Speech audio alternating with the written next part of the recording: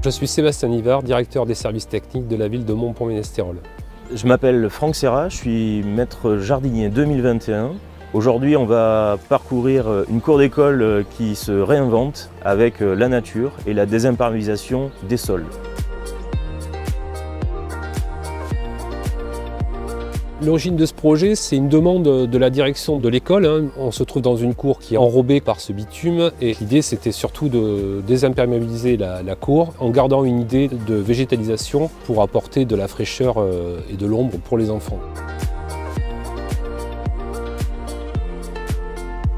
Le végétal, il apporte cette fraîcheur par rapport à son isolation. La végétalisation d'une cour d'école, ça consiste à rapporter du vivant, rapporter des zones d'ombre en proximité de bâtiments qui permettaient de rapporter également de la fraîcheur, les îlots de fraîcheur nécessaires au sein des cours d'école.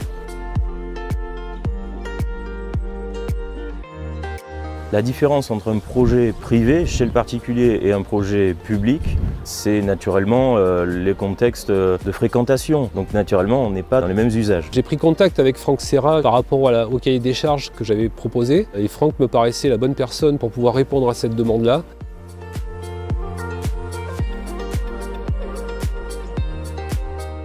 Les étapes clés de ce chantier ont été de pouvoir déjà le penser, le dessiner, jusqu'à l'étape d'après, qui a été de pouvoir le tracer au sol, pour se rendre compte des dimensions, des échelles et des formes qu'on pourrait donner au jardin.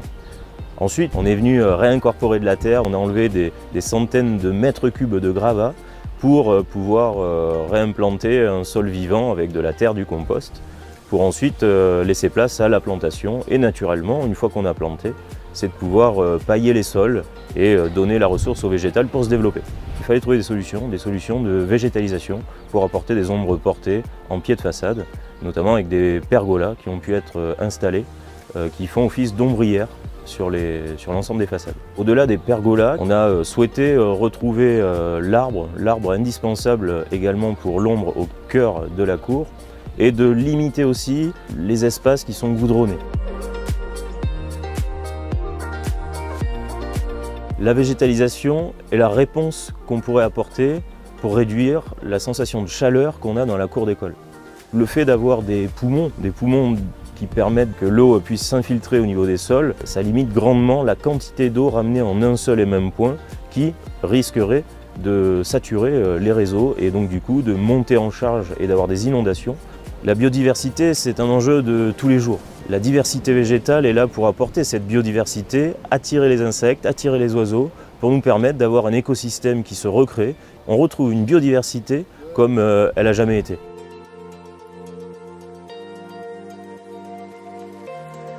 On va ramener quand même de la vie microbienne qu'il n'y avait pas. Le fait de ramener du vivant, on va ramener également des oiseaux qui vont pouvoir venir s'installer dans les arbres qu'on a implantés. Et tout ça, c'est en lien avec le projet pédagogique également que mène la direction dans cette école.